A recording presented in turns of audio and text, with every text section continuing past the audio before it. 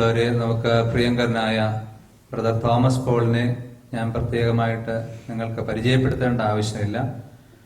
നമുക്കറിയാവുന്ന പോലെ നമ്മുടെ നാട്ടിലും അതുപോലെ ലോകത്തിലെ വിവിധ രാജ്യങ്ങളിലും കർത്താവിൻ്റെ സുവിശേഷത്തിന് നല്ല ഒരു സാക്ഷ്യം വഹിക്കുവാൻ ഇതിനോടകം അദ്ദേഹത്തിന് സാധിച്ചിട്ടുണ്ട്. അദ്ദേഹം ഇതുവരെ ചെയ്ത സുവിശേഷ പ്രവർത്തനങ്ങൾ കൊണ്ട് തൃപ്തി അടയുന്ന ഒരാളല്ല. കൂടുതൽ കൂടുതൽ കർത്താവിൻ്റെ സുവിശേഷത്തിന് വേണ്ടി ശുശ്രൂഷ ചെയ്യുവാനായിട്ടുള്ള സന്നദ്ധതയോടുകൂടിയാണ് അദ്ദേഹം എപ്പോഴും ആയിരിക്കുന്നത്. അതുകൊണ്ട് തന്നെ നമ്മൾ ഇങ്ങനെയൊരു കാര്യം നമുക്ക് കരുണയുടെ ജൂബിലി മത്സരത്തിൻ്റെ സമാപന ഘട്ടത്തിലെത്തുമ്പോൾ ഇങ്ങനെയൊരു 3 ദിവസത്തെ ഒരു ശുശ്രൂഷയെക്കുറിച്ച് ആദ്യമായിട്ട് എന്നോട് സൂചിപ്പിച്ചത് നമ്മുടെ സൗത്ത് ജേഴ്സിയിലുള്ള ജോസ്മോനാണ്. അപ്പോൾ അങ്ങനെ നമ്മൾ ഈ അവസരത്തിൽ നമുക്ക് ബ്രദറിനെ ഭാഗ്യവശാൽ കിട്ടി.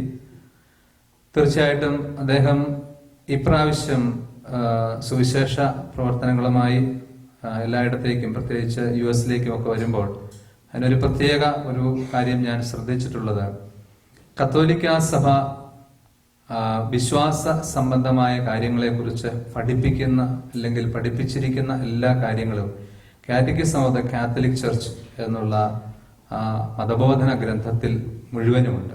എന്താണ് കത്തോലിക്ക സഭ പഠിപ്പിക്കുന്നത്, പഠിപ്പിച്ചിരുന്നത് എന്താണ്, ഇപ്പോൾ പഠിപ്പിക്കുന്നത് എന്താണ്, ഇനിയും പഠിപ്പിക്കാൻ പോകുന്നത് എന്താണ്, ഇതെല്ലാം ഒരർത്ഥത്തിൽ അതിൽ സമ്യക്കായിട്ട് ഉണ്ട്.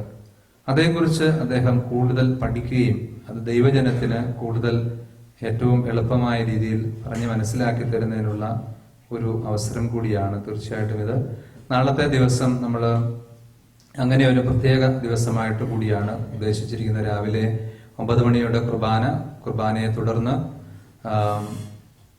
നമ്മുടെ വിശ്വാസത്തിന്റെ ഈ ആധുനിക ഘട്ടത്തിൽ അതിനുള്ള പ്രാധാന്യം, സഭയുടെ വിശ്വാസ സംഹിതകളുടെ തണലിൽ എങ്ങനെയാണ് അതേക്കുറിച്ച് ചിന്തിക്കേണ്ടത്, the relevance of our faith in the modern world എന്നുള്ള ഒരു കൺസെപ്റ്റ് നമുക്ക് കൂടുതൽ വ്യാഖ്യാനിച്ചു തരുവാൻ വേണ്ടി കൂടിയാണ് അദ്ദേഹം ഇവിടെ ഉള്ളത്. തീർച്ചയായിട്ടും അദ്ദേഹത്തെ നിങ്ങളെല്ലാവരുടെയും പേരിൽ ഏറെ സ്നേഹത്തോടുകൂടി സ്വാഗതം ചെയ്യുന്നു. ഇക്കൂട്ടത്തിൽ ഞാൻ ഒരാളെ കൂടി സ്വാഗതം ചെയ്യാനായിട്ട് എനിക്ക് താല്പര്യമുണ്ട്. നമുക്ക് എല്ലാവർക്കും അറിയാവുന്ന പോലെ നമ്മുടെ അൾത്താര നിർമ്മാണം, അതിൻ്റെ ആദ്യഘട്ടം അത് കഴിഞ്ഞ ആഴ്ച തൊട്ട് കഴിഞ്ഞ ഞായറാഴ്ച മുതൽ നമ്മൾ തുടങ്ങി. നിങ്ങളിപ്പോൾ അവിടെ ചെന്ന് നോക്കിയെന്നാൽ പഴയ അൾത്താര അവിടെ മധുമഹ അവിടെ കാണാനില്ല. എന്നാൽ പുതിയതിൻ്റെ ഘട്ടത്തിലേക്ക് തുടങ്ങിക്കഴിഞ്ഞു.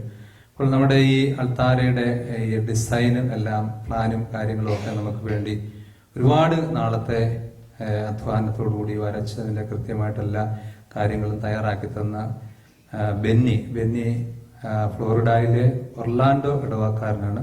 അദ്ദേഹം ഈ ദിവസങ്ങളിൽ അതിൻ്റെ കാര്യങ്ങളെല്ലാം കൃത്യമായിട്ട് പണിയുന്ന ആൾക്കാർക്കെല്ലാം പറഞ്ഞു കൊടുക്കുന്നതിനൊക്കെ വേണ്ടി കൂടി നമ്മളെ സഹായിക്കാനായിട്ട് ഇവിടെ എത്തിയിട്ടുണ്ട്. ബെന്നിയെയും ഏറെ സ്നേഹത്തോടു കൂടി എല്ലാവരുടെയും പേരിൽ സ്വാഗതം ചെയ്തു. ബെന്നി ഒന്ന് എഴുന്നേറ്റ് കണ്ടോട്ടെ. ബെന്നി ഈ കാര്യങ്ങളൊക്കെ ചെയ്യുന്നത് നിങ്ങൾ അറിയാൻ വേണ്ടി കൂടി ഞാൻ പറയാണ്. ബെന്നി ഒരുപാട് പ്രാർത്ഥിച്ച് ഒരുങ്ങിയാണ് ഈ പള്ളിയുടെ, അതുപോലെ ഒർലാൻഡോ പള്ളി അതിൻ്റെ ഡിസൈനും കാര്യങ്ങളും എല്ലാം ബെന്നിയാണ് ചെയ്തത്.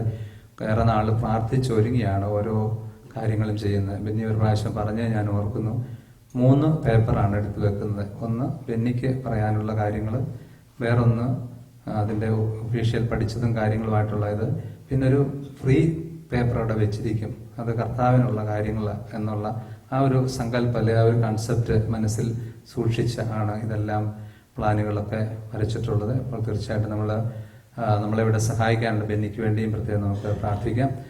ബ്രദറിനെ ഏറെ സ്നേഹത്തോടു കൂടി ഈ ശുശ്രൂഷയിലേക്ക് പ്രത്യേകമായിട്ട് സ്വാഗതം ചെയ്യുന്നു. അദ്ദേഹത്തിൻ്റെ ടോക്കിന് ശേഷം വിശുദ്ധ കുർബാനയുടെ ബെനഡിക്ഷൻ ആശീർവാദം സ്വീകരിച്ച് നമുക്ക് പോകാനായിട്ട് ശ്രദ്ധിക്കാം.